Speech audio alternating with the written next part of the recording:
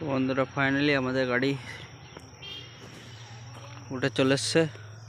কালকে নিয়ে আসা হয়েছে, আর এটা দুদিন আগে এসছে।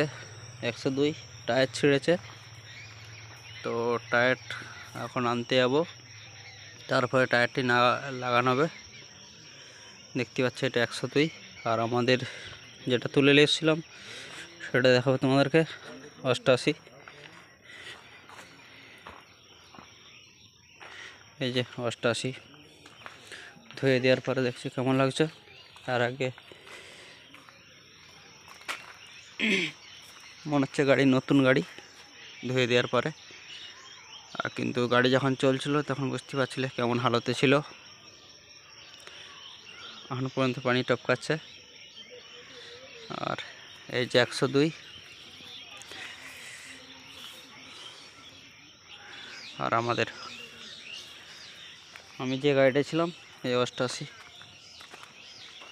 ধুয়ে দেওয়ার পরে কেমন নতুনের মতো চেকচেক করছে, দেখতে পাচ্ছ।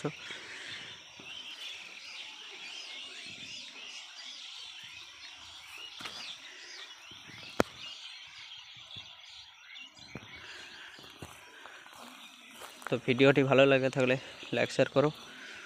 তো আমাদের একটি ঢাকনা খুলে এখন রাখানো আছে। খুলে রাখা মতলব ওটা কাজ করাতে গেছে, একটু ছেড়ে গেছিলো